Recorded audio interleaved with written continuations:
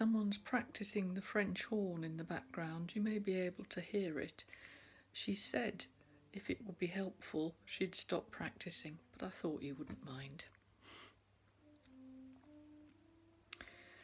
For a few years, I lived in Aylesbury, where there is a significant population of Muslim people, many of whom come from villages on the border between Afghanistan and Pakistan, so I was told. Recent immigrants and people of colour are often financially disadvantaged in England, and as I am not rich myself, needing to locate shops where I could make economical purchases, I resolved to track women wearing saris and salwar kameez on my way from our home into the shopping centre.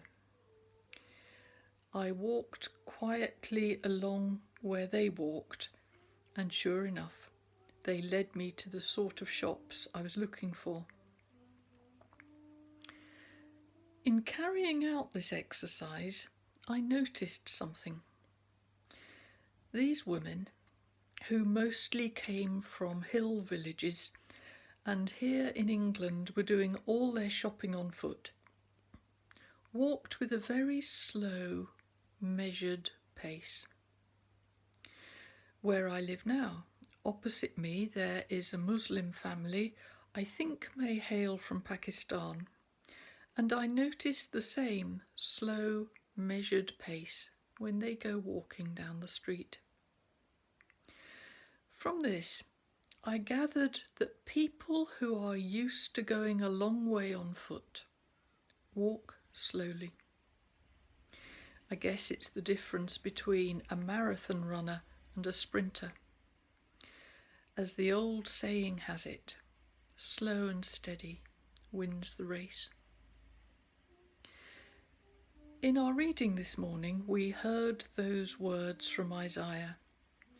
He gives strength to the weary and increases the power of the weak. Even youths grow tired and weary, and young men stumble and fall. But those who hope in the Lord will renew their strength. They will soar on wings like eagles. They will run and not grow weary. They will walk and not be faint. It's often the case, isn't it, that when we start out on some undertaking of significance to us, we soar like eagles. Filled with the fierce joy of vision and enthusiasm, we are energized and uplifted, feeling the wind beneath our wings. As time goes by, there are setbacks. We perceive the obstacles and problems we hadn't thought of at first. We encounter disillusionment and disappointment, but we're still running, still in the human race. And then, as even more time goes by, overwhelmed by what Max Ehrmann described as aridity and disenchantment, we just want to stop. We want to chuck it in. We sit down at the roadside and weep for a while, lonely and discouraged. But the fact of the matter remains, this is nowhere, and it's necessary to get somewhere. We haven't reached the holy city yet. We have to keep going. At that point, we throw out all ballast, everything surplus, keep only the bare essentials of our existential toolkit, and get to our feet and start walking. Slowly, steadily, quietly, with perseverance and determination. And that's what will get us home. How are you doing in these days of social turmoil, health crisis, political unrest and economic uncertainty? Are you soaring along like an eagle? Are you running like Mo Farah? Possibly not.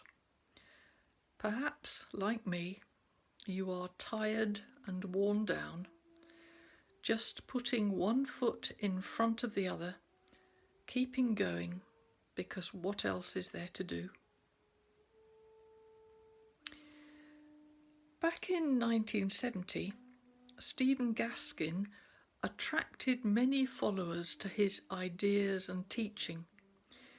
If you haven't heard of him, to put it crudely, he was a kind of hippie guru, a visionary. He and his wife Ina May and those who shared their dream set out from San Francisco across America in search of somewhere to settle and form an intentional community, which they eventually did in Tennessee, and they called it the farm. Their long search for a homeland was undertaken as a straggling caravan of 60 vehicles, most of them buses converted to travelling homes. Along the way, they needed to organise themselves as a group and acquire new skills. Two in particular remain in my mind. One was the development and honing of midwifery skills by Ina May Gaskin, who recorded her progress in the book Spiritual Midwifery, because as they travelled, the young couples in the caravan of buses conceived and gave birth to children on the road. Ina May began this work under pressure of necessity, but infused it with the visionary ideology of her outlook on life, resulting in a contribution to the practice of midwifery that radically altered the experience of childbirth around the world. Ina May, a woman whom I never met and who will never know my name or my face, practicing from a bus on the road in America, made a difference to how I birthed all 5 of my children here in England. The other thing I especially remember was the matter of emptying toilets on the buses. Families with young children on the road often have their hands full, and help with routine maintenance is a godsend. So it was that one of the men in the caravan offered to empty the toilets as his contribution to their communal life. Stephen Gaskin, with typical luminous humour, described him as the thunder yogi, pinpointing the truth that practical support has spiritual significance. So here's the takeaway from these ruminations. In our journey to the Holy City, although perhaps because the way is long and the discouragements and disappointments are many, we do well to travel together, to find our tribe and make common cause. Because we make this journey that feels interminable at times, like Ina May, we discover new insights and acquire new skills.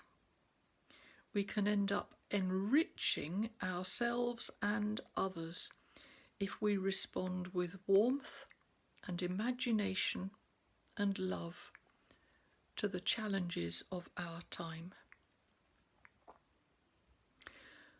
When we are walking through a storm, it is the thunder yogis, the ones with the humility to offer basic and practical help, whose service shines with a particularly beautiful radiance. People who must go long distances learn to walk slowly and steadily. That's how you get there in the end.